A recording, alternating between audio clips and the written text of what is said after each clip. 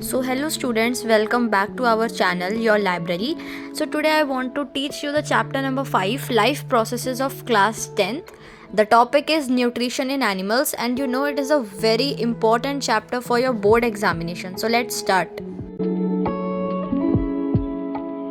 Okay so सबसे पहले आप पढ़ेंगे जनरल पाथवे, जहाँ जहाँ आपका फूड ट्रेवल करता है।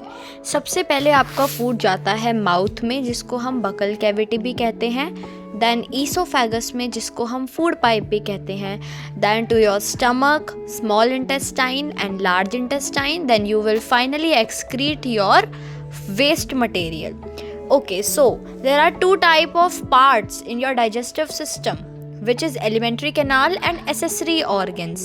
Now what is alimentary canal? Alimentary canal वो जगह होती है जहाँ पर एक्चुअल में आपका फूड जाता है, whereas अगर हम accessory organs की बात करें तो वो पार्ट्स होते हैं जहाँ पर आपका फूड एक्चुअल में जाता नहीं है, बट वो एक तरह से सपोर्टिव होते हैं, वो डाइजेशन के लिए हेल्पफुल होते हैं। For example your liver and pancreas, वहाँ पर आपका फूड एक्चुअली में जाएगा नहीं, बट वो हेल्प करेंगे फूड को डाइजेस्ट करने के लिए।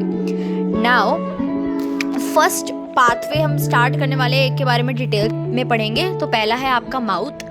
माउथ के अंदर जो आपका ये वाटरी ग्लैंड जो पाया जाता है, इसको हम सलाइवरी ग्लैंड कहते हैं, और इसके अंदर एक एंजाइम होता है जो कि है सलाइवरी अमाइलेज। सलाइवरी अमाइलेज एक एंजाइम है जो कि क्या करेगा, स्टार्च को सिंपल शुगर में कन्वर्ट कर देगा।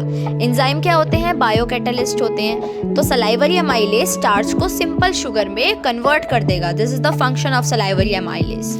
Second is your esophagus or your food pipe. So inside your food pipe there are some involuntary movements which are not under our control. So they are known as peristaltic movements, जो कि आपके खाने को आपके stomach तक पहुंचाएंगी। तो all through गट ये present होती है। देन ओके, सो अब नेक्स्ट रोल है हमारे स्टमक का। तो स्टमक में होते हैं 3 टाइप के गैस्ट्रिक एंजाइम्स, जो कि पहला है hydrochloric acid, which is one of the most strong acid in the world, and इसकी जो pH होती है वो भी हमारी 1 होती है। तो इसके 2 पॉइंट्स हैं, ये आपको यही आपके बोर्ड एग्जाम्स में लिख के आने, एंड ये आपकी NCERT में भी मेंशन है। तो फर्स्ट पॉइंट है, it creates acidic medium in our stomach. तो ऑब्वियसली हाइड्रोक्लोरिक एसिड इतना स्ट्रॉन्ग है कि वो आपको पेट में क्या बना देगा, एसिडिक मीडियम बना देगा, और आपके pH को क्या कर देगा, बहुत कम कर देगा। कम pH का मतलब होता है कि आपका पेट में मतलब बहुत ज़्यादा एसिडिक है, एंड अगर ज़्यादा pH है तो इसका मतलब बेसिक नेचर है। देन ये क्या करेगा, it kills pathogens and bacteria. ये हमारे पेट में जितने भी बैक्टीरिया होंगे उन्हें मार देगा। ऑब्वियसली अगर एसिड हमारे स्टमक में जाएगा तो वो उन्हें जला देगा, किल कर देगा, मतलब बैक्टीरिया को जला के मार देगा। Second is pepsin. पेप्सिन क्या करता है, पेप्सिन देखो आप ऐसे याद कर सकते हो, पी वर्ड पेप्सिन से स्टार्ट होता है, पी वर्ड ही प्रोटीन्स होता है। प्रोटीन्स मतलब पी से स्टार्ट होता है। तो it helps in break down of proteins. Proteins के लार्ज ग्लोब्यूल्स को तोड़ के छोटे में कन्वर्ट कर देगा। Third is mucus. म्यूकस का करेगा, अब हमारे पेट के अंदर एसिड है तो उसके लिए कुछ प्रोटेक्शन भी चाहिए होगी, वरना तो हमारा पेट क्या कर जाएगा, जल जाएगा एसिड के कारण, क्योंकि HCl is a very strong acid. So what mucus do? It creates wall around stomach and protects inner lining of stomach from the hydrochloric acid. Now don't forget this important point. Then pancreas and bile juice from gallbladder, which you have already studied, that these are our accessory organs. So they help in emulsification of fats. Now what is the meaning of emulsification here? Emulsification means break down only.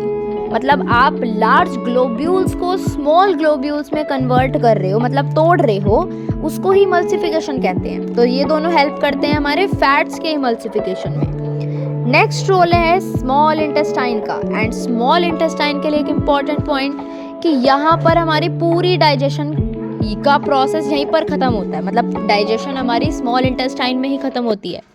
Large intestine तो basically reabsorption के लिए होता है और आपका waste को excrete करने के लिए होता है। तो स्मॉल इंटेस्टाइन में भी 3 तरह के स्पेशल एंजाइम पाए जाते हैं, जो कि है ट्रिप्सिन। ट्रिप्सिन अगेन यहाँ पर प्रोटीन्स को ब्रेक डाउन करेगा। पेप्सिन ने जितना करा, अब जो बाकी का प्रोटीन है वो ट्रिप्सिन डाइजेस्ट करेगा। और lipase helps in emulsification of fats.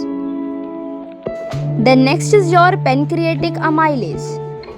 So pancreatic amylase help करेगा आपके कार्बोहाइड्रेट्स का ब्रेकडाउन करने में, ताकि हम इजीली उसको डाइजेस्ट कर सकें। तो trypsin is for proteins, lipase is for fats and pancreatic amylase is for breakdown of carbohydrates. Now one important point, that some finger-like structure and projections are found inside your walls of small intestine. So they are called villi, or you can call villi, but the correct word is villi only. So what they do, वो क्या करती हैं, हमारे small intestine का surface area बढ़ा देती हैं। देखो ऑब्वियस सी बात है, अगर सरफेस एरिया किसी चीज़ का बढ़ेगा तो वहाँ पर क्या होगी, एब्जॉर्प्शन बहुत ही फास्ट होगी। Rapid means fast. तो जैसे कि फॉर एग्जांपल अगर आप कपड़े सुखाते हो एंड आपने 2-4 कपड़े ही एक जगह पे सुखा डाले, तो उनको टाइम लगेगा सूखने में, प्रॉपरली नहीं सूख पाएंगे। बट अगर आप उनका सरफेस एरिया बढ़ाओगे तो वो आपके कपड़े जल्दी सूख जाएंगे। सेम तरह से ये है कि अगर आप स्मॉल इंटेस्टाइन का सरफेस एरिया बढ़ा दोगे तो आपका खाना ज़्यादा जल्दी डाइजेस्ट होगा और एब्जॉर्ब हो जाएगा फूड स्टमक में। तो यहाँ तक थी स्मॉल इंटेस्टाइन की बात। अब आगे है लार्ज इंटेस्टाइन। ओके, तो अब है large intestine. It helps in reabsorption of water, nutrients and helps in excretion of food from anal sphincter. मैंने आपको पहले बताया कि जो हमारी साइट है कंप्लीट डाइजेशन की, वो हमारी स्मॉल इंटेस्टाइन ही है। लार्ज इंटेस्टाइन में कोई डाइजेशन नहीं होती, बट ये एक्सक्रीशन के लिए मेनली यूज़ होता है। फर्स्ट ऑफ ऑल जो न्यूट्रिएंट्स, मिनरल्स एंड वाटर जो आपकी बॉडी के लिए यूज़फुल है, वो हमारा रीअब्जॉर्ब होना बहुत इंपॉर्टेंट है बॉडी के लिए।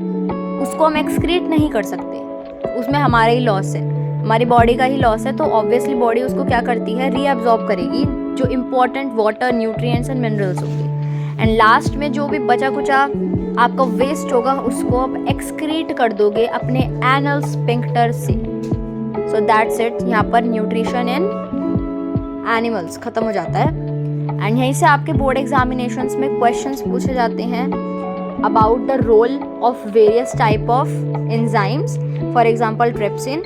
So students, thank you for watching this video. अगर आपको अच्छी लगी हो तो सब्सक्राइब कर देना, एंड अगर किसी और टॉपिक से रिलेटेड चाहिए तो आप कमेंट कर सकते हो नीचे। Thank you.